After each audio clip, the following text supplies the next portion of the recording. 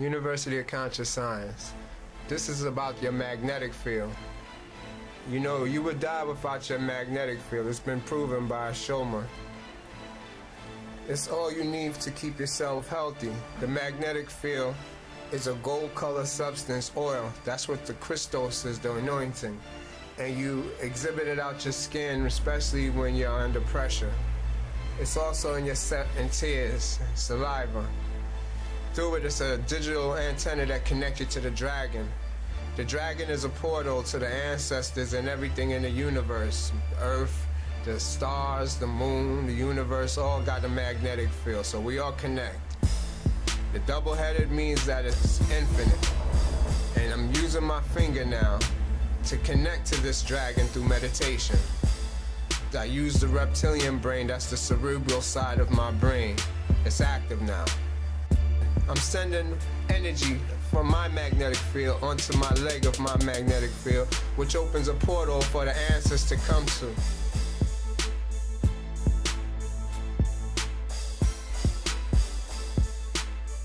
I'm gonna let Corey speak on how this event happened. What's the sequence of events that led to you becoming a whistleblower and that has led to what we're now seeing with this push towards disclosure?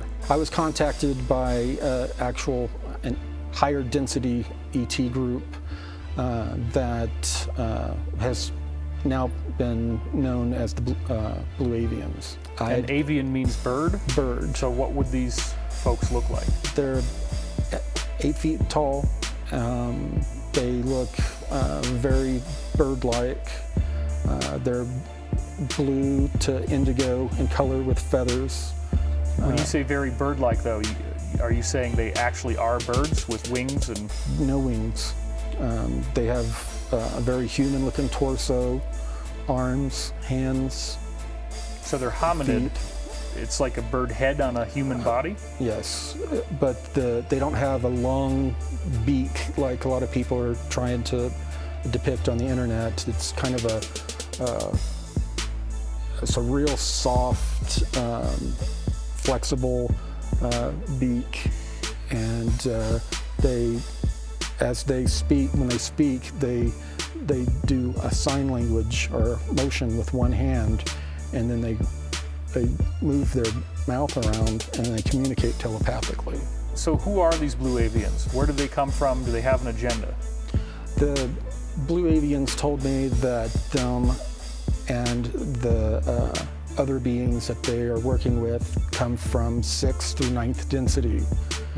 And that... And what is a density? Everything around us is made up of matter, energy, thought is all made of vibration. And it comes from a different vibration or frequency. So it's like another plane of existence. Right.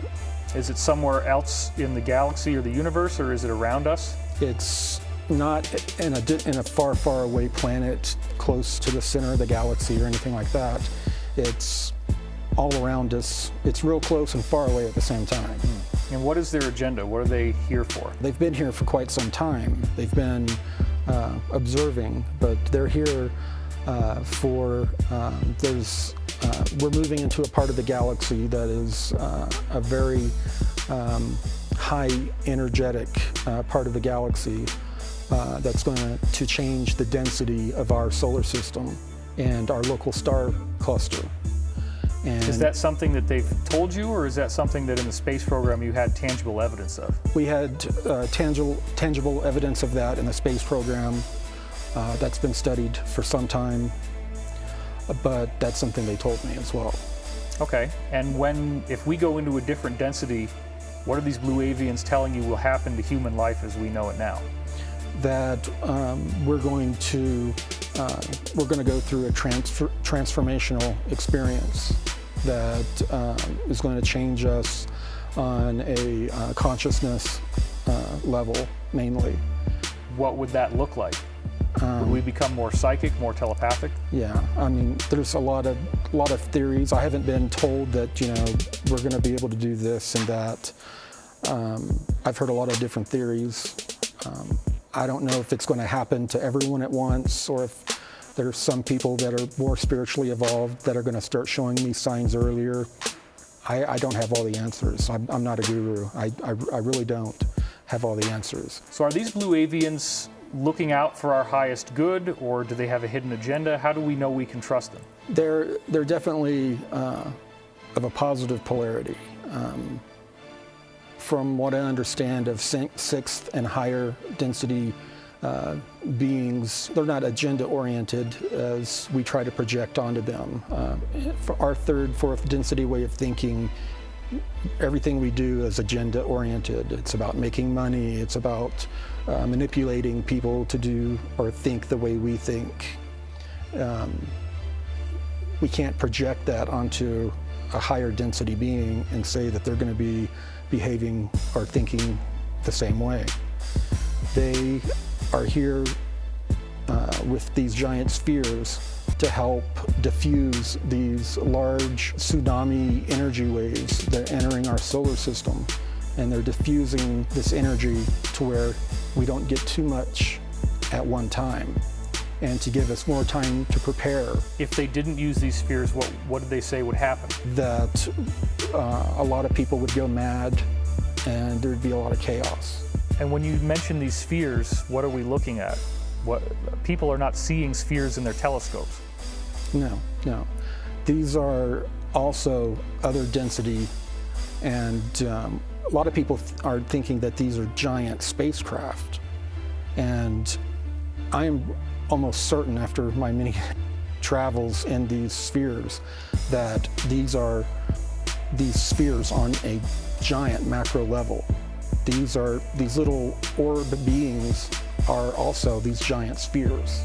What are the orb beings? They're one of the 5 beings from the Sphere Alliance that are one of the higher density of the 5 beings. So you've actually had in-person meetings with these blue avians? Yes. My name was mentioned as a choice as a delegate to be a part of communications between this group, the Secret Space Program Alliance Council, and also to start being speaking on their behalf with this old Super Federation Council that I had sat in as an intuitive empath support as a young teenager. I was trying to talk my way out of this delegate position. I'm not a public speaker. I have a weak voice. I was giving all of these excuses why I should not be a delegate. I was giving these excuses after I had been massive spheres that are out in space.